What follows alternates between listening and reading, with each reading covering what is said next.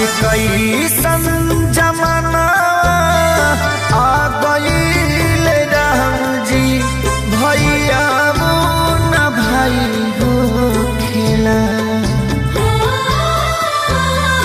कैसन जमाना आ गईल राम जी, भैया न भाई हो खेला।